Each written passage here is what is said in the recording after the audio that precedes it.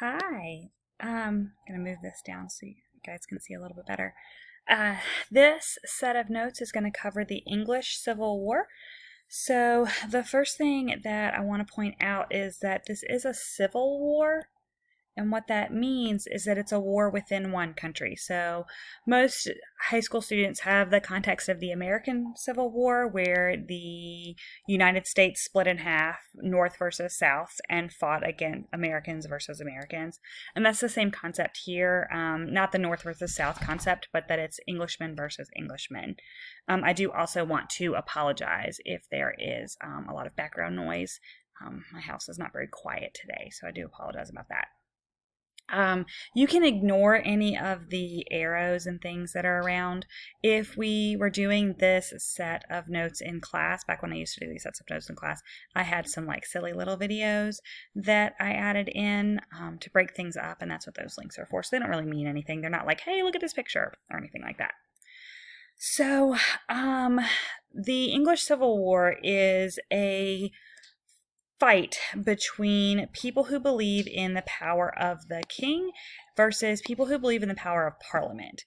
And the tensions arise because of the Enlightenment and this concept of democracy that is purveying in the 1600s, that government gets power from the governed, not from God. The other things to keep in mind is that Englishmen already had a history of particular rights that those in other countries would not necessarily have had. Not the least of which are going to include rights to a trial by jury, where instead of just one person deciding your fate, you're having a panel of people decide your guilt or innocence. The Magna Carta, which, if you recall from 1215, is going to limit the powers of the king, which is the first time in modern history a king's power was going to be limited. And that's been, the English have had that system in place for about 400 years by the time this happens. And also they have a system of common law, which is one of your vocabulary words, but it's basically the concept that the English system has built upon itself concepts of equal punishments for equal crimes. There, two movements here are going to be the English Civil War and the Glorious Revolution, and they're going to further expand the rights of Englishmen, both living in England and living in the colonies around the world. So we're going to start with a man named King Charles I. So King Charles did several things that the people of England are upset about. So number one, he put in new taxes without the consent of Parliament. Now, Parliament is similar to Congress, right? It's the legislative branch of Britain. It's not exactly the same as the American system, but it's similar. It's where we get those concepts from. And it was a requirement that Parliament was responsible for raising taxes. That was part of the Magna Carta. And so obviously when a king brings up some taxes that Parliament hadn't agreed with, the English population is going to get super upset about that. He also marries a Catholic, which, remember, this is still right at the end of the Protestant Reformation. So they are only, Charles I takes over from Queen Elizabeth. Well, not quite from Queen Elizabeth. It's Elizabeth and then James and then Charles. But it's immediately in the curtails of, we're Catholic, now we're Protestant, and then we're Catholic, and now we're Protestant, but we're going to be Protestant. And he marries a Catholic, and that raises a lot of concerns that ultimately are going to lead to this parts of this revolution, because a child of a Catholic woman is generally historically been Catholic, and so that would throw the system back in flux. He also put people in jail without a trial, and we just said on the slide before that you're guaranteed a trial under English law. When people called him out over this levying taxes thing, he was like, okay, that's cool. I understand That's something we're not supposed to be doing. So Parliament issued something called the English Petition of Right. And in that document, it specifically says that Parliament has the right to raise taxes. Parliament has the right to issue all taxes. And he's like, yeah, sure, I got you. And he signs it. And then he just ignores it. He's like, I'm the king. I get to do what I want because he's an absolutist. Remember that from earlier. He's an absolute monarch. He believes that he shouldn't have to share his power with anyone. And that's obviously going to cause a lot of frustration for people. And one of the people that's most frustrated by it is a man named Oliver Cromwell. He is a parliamentarian. He's also a Puritan, which is his religious group.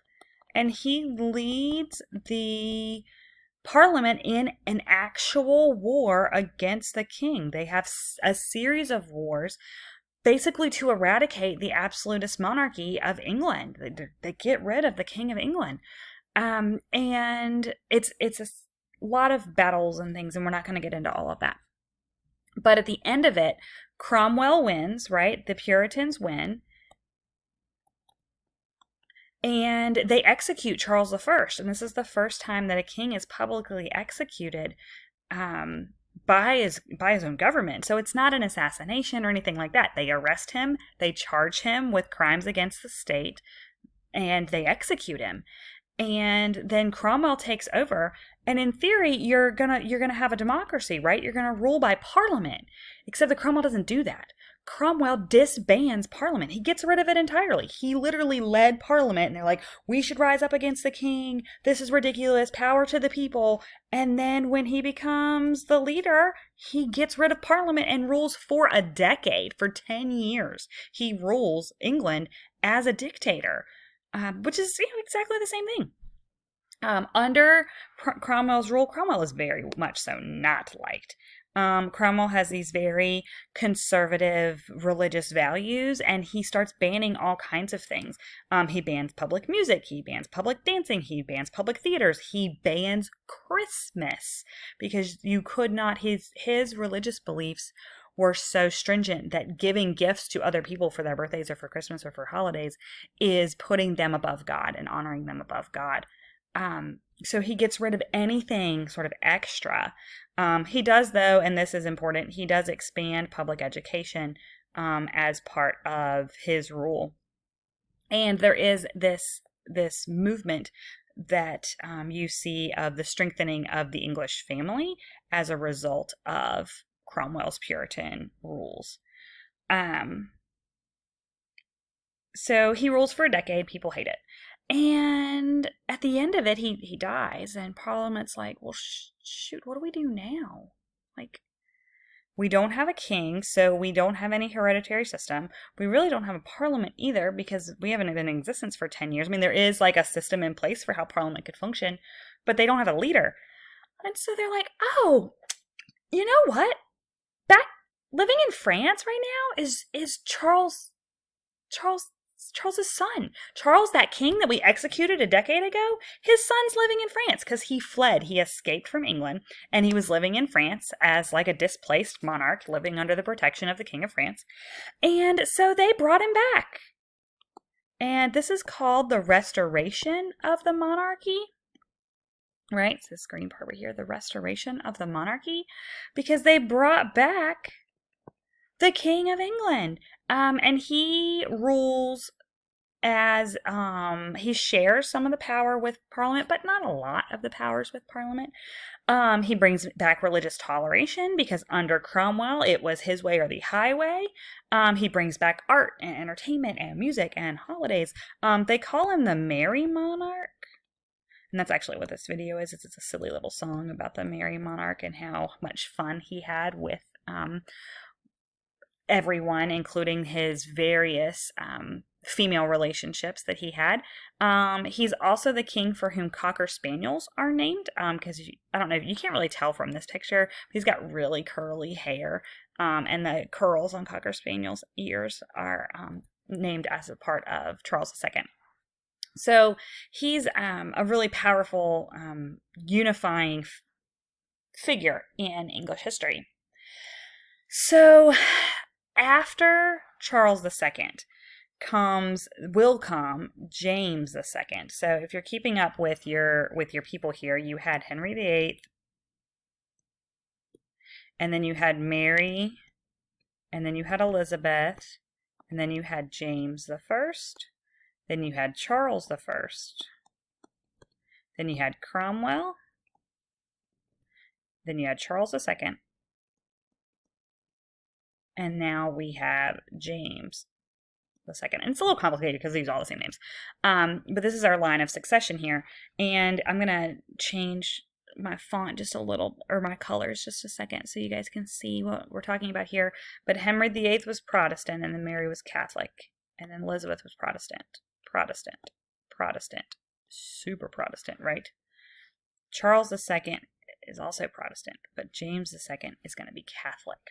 And that's going to make people upset because people are super concerned at the role of the Pope in English governance. And so there's going to be two groups that form. Group number one is the Whigs, and they are anti-Catholic. They are like, absolutely not. We are not going to be ruled by a Catholic. We're going to be ruled then by Italy, and we've already had all these issues, and they're continuing to kill each other, and we're not having it. And then you have the Tories, and they're basically like, we don't care.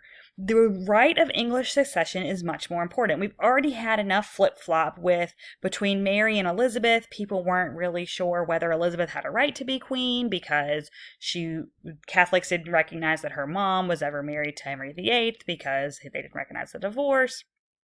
And there's this series of back and forth. And the Tories are like, we need to keep the family line straight. That's what's most important. This divine right, family right to rule. We have to keep that under control. And so what we get then is something called the Glorious Revolution, where living in the Netherlands, right across the English Channel and the North Sea from England, is Mary, who is the daughter, like a British daughter, a British royal family daughter. And she's married to William of Orange. And Parliament says, hey, y'all, do you want to come rule our country? That'd be sweet. Come in, bring your ships, bring your soldiers. Come on in. We're not going to stop you. We just need you to sign this document. And in that document, all we need you to do is give up all your rights, right? We need you to give all your power up in favor of Parliament. So the monarchy loses power.